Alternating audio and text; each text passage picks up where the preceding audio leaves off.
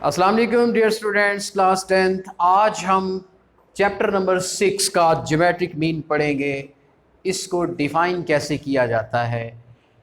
Definition इसकी क्या है? ज्योमेट्रिक मीन दरअसल एक सेंट्रल टेंडेंसी ही है। जिस तरह अरिथमेटिक मीन हमने पढ़ा और अरिथमेटिक मीन के बाद हम ज्योमेट्रिक मीन पढ़ेंगे और फिर इस तरह पढ़ेंगे हार्मोनिक मीन्स, और ये सब के सब क्या कहलाते हैं? मीन्स। चूँकि मीन्स क्या होता है? सेंट्रल टेंडेंसी को रिप्रेजेंट करता है। तो इसी सीरीज़ का ये ज्योमेट्रिक मीन भी एक नाम है जिसको हम डिफ़ाइन करेंगे। Geometric mean is defined as the nth positive root of the product of x1 x2 x3 and so on xn observations. तो यहाँ पर देखिए, अब इस डेफिनेशन को हम समझेंगे। डेफिनेशन में कहता है कि अगर आपके पास ऑब्जर्वेशंस हैं n, मतलब पहली observation x1, second value x2, third value x3 and so on up to xn। अगर आपकी नंबर ऑफ ऑब्जर्वेशंस n है तो उनका ज्योमेट्रिक मीन कैसे निकालेंगे? आप उनको करेंगे सबसे पहले multiply x1 dot x2 dot x3 and so on xn, मतलब जितने भी n ऑब्जर्वेशंस हैं उनका लेंगे प्रोडक्ट और फिर उनका ये रूट लेंगे, और रूट के बाद यहाँ जो आपका इंडेक्स है वो उनकी क्वांटिटी है। आपने देखना है कि ये कितने नंबर ऑफ एलिमेंट्स हैं, 1 से लेके n तक हैं, तो आपने यहाँ nth रूट बना देना है। ठीक है, मिसाल के तौर पर हमारे पास ये एक डाटा है, ये आपकी ये एक्चुअली x1 की वैल्यू है, ये आपकी x2 की वैल्यू है, ये आपकी वैल्यू है x3 की। तो आपने लेना है ज्योमेट्रिक मीन। तो किस तरह लेंगे? हम इनका करेंगे डॉट, मतलब इनको मल्टीप्लाई करेंगे और इनका लेंगे रूट। कितना रूट लेना है? जितनी ये क्वांटिटीज़ हैं आप इन्हें काउंट करें, 1 2 3।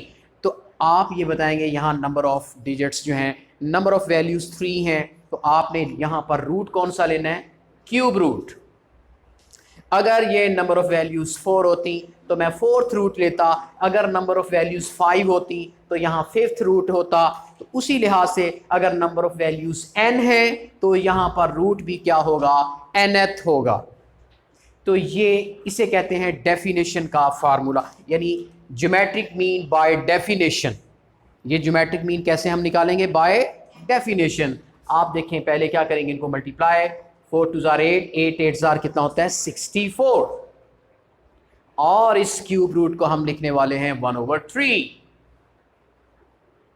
और फिर 64 की पावर 1/3। आप इसको कैलकुलेट से भी सॉल्व कर सकते हैं और ख़ुद भी इसको सॉल्व कर सकते हैं। ये 4 की पावर 3, आई थिंक आप 4 को 3 टाइम्स मल्टीप्लाई करें तो 1/3 आ जाता है, तो 64 आ जाता है। 3 1/3 से कैंसिल होता है, तो यहाँ हमारे पास क्या बचने वाला है? 4।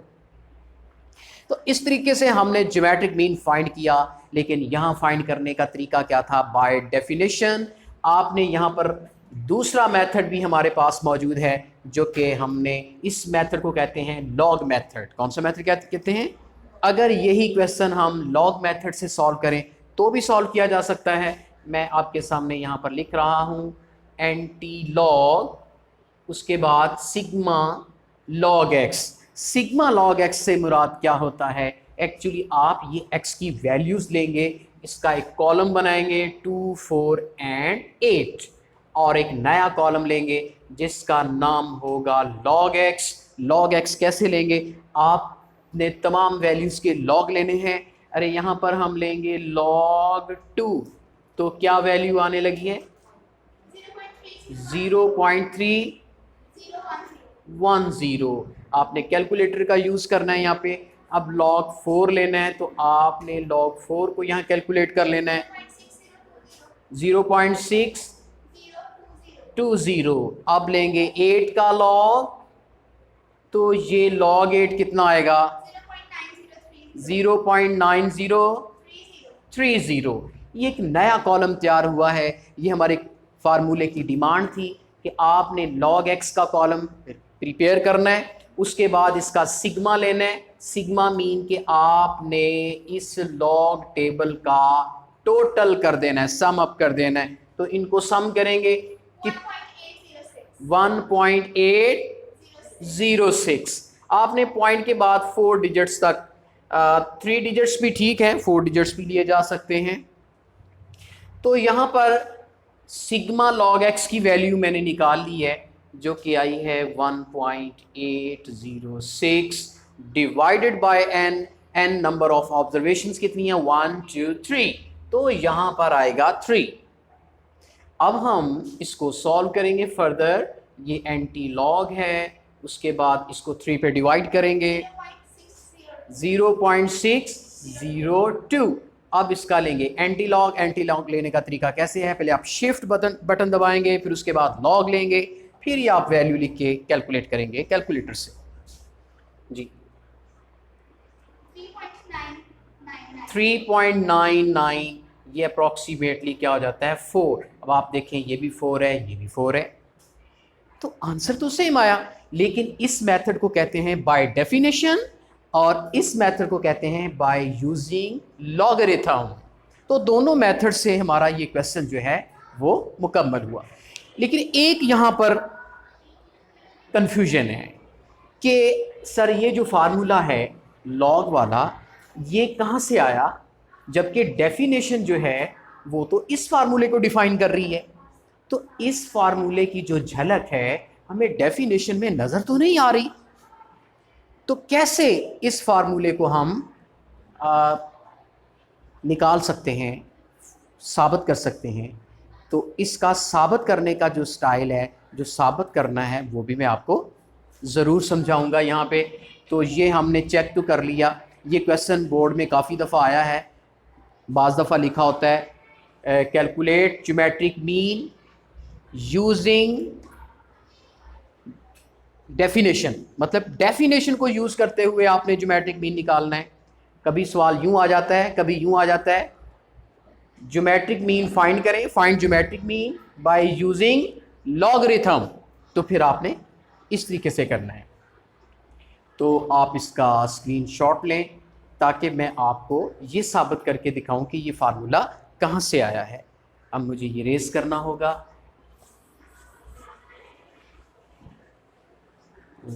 यहाँ पर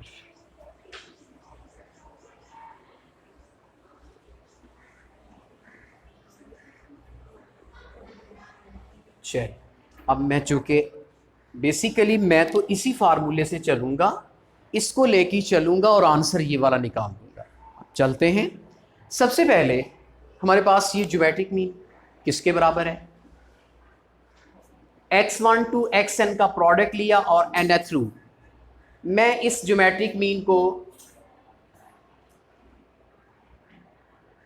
बताना ये है x1 x2 dot x3 dot so on xn। क्या मैं इसको 1/n लिख सकता हूँ?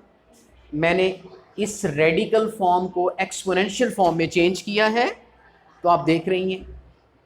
अब जैसा कि आपको पता है x की पावर यहाँ पर क्यूब रूट आ जाए तो आप उसको क्या लिख देते हो, x की पावर 1/3। इसको कहते हैं रेडिकल फॉर्म, इसको कहते हैं एक्सपोनेंशियल फॉर्म। तो आप इसको यूँ लिख सकते हैं। तो इस अंदाज से मैंने इस n को क्या लिखा, 1/n। अच्छा, अब मैं taking log on both sides, taking log on both sides, मैं अब लॉग लेने जा रहा हूं दोनों तरफ। देखें, लॉग ज्योमेट्रिक मीन की तरफ भी लॉग लिया और इस तरफ भी लॉग लेने, x1 x2, ये डॉट्स हैं, ये कॉमे नहीं है, मतलब मल्टीप्लाई हो रही हैं ये वैल्यूज, और 1/n दोनों तरफ लॉग। आगे चलते हैं, लॉग ज्योमेट्रिक मीन। अब आपको पता है कि ये जो लॉग में पावर होती है ये पहले आ जाती है। ये आपने एक रूल पढ़ा होगा, क्या ये रूल है कि लॉग x की पावर n आ जाए तो आप उसको कैसे खोलते हैं, ये जो एक्सपोनेंट होता है ये लॉग से पहले आ जाता है, यहाँ पे आ जाएगा, फिर x की पावर में n नहीं लिखा जाएगा, ये पावर रूल है। तो इस रूल को फॉलो करते हुए ये जो 1/n पावर है ये log से पहले आ गई, और उसके बाद हम क्या लिखेंगे, x1 dot x2 dot x3 and so on xn। फिर बच्चों एक और रूल है, log l मल्टीप्लाई m या x मल्टीप्लाई y ले लें। तो आप इसको कैसे ओपन करेंगे? आप इसको लिखेंगे log x plus log y। अगर बीच में प्रोडक्ट आ जाए तो प्लस का साइन आता है। तो इस रूल को फॉलो करते हुए हम यहां पर लिखने वाले हैं क्या, इन प्रोडक्ट में डॉट में कौन से साइन आएंगे? पॉजिटिव साइन आएंगे जी। कैसे लिखेंगे? log x1 plus log x2 plus log x3 and so on, और एंड पे आएगा plus log xn, bracket close.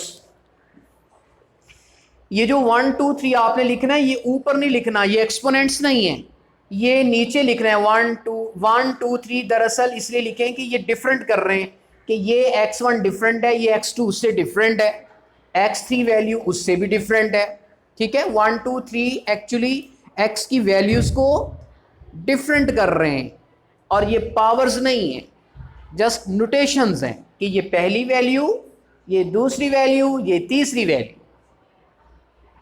अच्छा, उसके बाद आप मुझे बताएं कि ये log x, ये log x, ये log x, ये log x सब के सब क्या हो रहे हैं? सम अप हो रहे हैं, प्लस हो रहे हैं। तो आप इसको लिखेंगे सिग्मा log x लिख दें। यहां 1 2 3 लिखने की जरूरत नहीं। log x का मतलब जितनी भी x की वैल्यूज हैं वो इकट्ठी होकर सम अप हो गई हैं। आप इन्हें इसे क्या लिख सकते हैं, जैसा कि यहां पर मैंने टेबल बनाया था log x का, तो जब उसकी वैल्यूज जो थी हमने ऐड की थी तो एंड पे क्या लिखा था? Sigma log x। इसी तरह इन तमाम वैल्यूज के log लेने के बाद जो इनका नेट रिजल्ट आता है एडिशन के बाद, हम उसे क्या कह देते हैं? Sigma log x। अच्छा, अब यहां पर देखिए, यहां मुझे स्पेस चाहिए। ये हमारा इस तरफ क्या आ रहा है? log gm, geometric mean. आगे चलते हैं नेक्स्ट पेज पे। मैं log, यहां से मैं आगे जा रहा हूं, ये तो मेरा आंसर है ना, ये तो मैंने साबित करना है। log geometric mean is equal sigma log x। ये जो 1/n कॉमन लिया था, ये बटे के नीचे आप u डिवाइड कर सकते हैं। ठीक है, अब मैंने इस log को फिनिश करना है, तो इसके लिए मुझे क्या लेना पड़ेगा? जी बिल्कुल, आपने इस log को दूसरी साइड पे शिफ्ट करना है। तो ये क्या बन जाएगा? Anti log। ये दूसरी साइड पे जाके क्या बन गया? Anti log। और ऊपर क्या आता है? सिग्मा log x बटे के नीचे क्या आ जाता है? n। अब आप गौर करें, क्या ये फार्मूला साबित नहीं हो चुका? ठीक है, मतलब कि बाय डेफिनेशन का जो फार्मूला है उसी में से हम इसको अखज़ कर सकते हैं। ठीक है, तो इस तरह आपने जितने भी क्वेश्चंस हैं ऊपर आपने पहले पढ़ लेना है कि किस मेथड से सॉल्व करना है। अगर मेथड उसने ना फिक्स किया हो तो फिर आपकी मर्ज़ी है, आप उसको बाय डेफिनेशन सॉल्व कर लें या यूजिंग लॉगरिथम टेबल। लेकिन ये दोनों फार्मूले अनग्रुप डाटा के लिए हैं। ग्रुप डाटा के लिए फार्मूला क्या बनेगा वो भी मैं आपको लिख देता हूँ। ज्योमेट्रिक मीन, एंटी लॉग, सिर्फ f इन्वॉल्व हो जाएगा, sigma f log x over sigma f। ये था अनग्रुप डाटा के लिए, और ये क्या है? ग्रुप डाटा के लिए। फार्मूले का स्ट्रक्चर वैसा ही है, सिर्फ क्या हुआ कि हमने log x के साथ f लिया है और नीचे n की बजाय क्या लिया है? सिग्मा f लिया है। तो ये वाला फार्मूला जो है वो इस्तेमाल होगा कब? जब आपके पास डाटा ग्रुप्ड होगा। तो इसके मुतल्लिक जो क्वेश्चन है वो हम नेक्स्ट टॉपिक में पढ़ेंगे। आज हमने सिर्फ इंट्रोडक्शन पढ़ा है ज्योमेट्रिक मीन का, और जो इसके मुतल्लिक क्वेश्चंस हैं वो इंशाल्लाह नेक्स्ट लेक्चर में होंगे। ओके बच्चों, अल्लाह हाफिज़।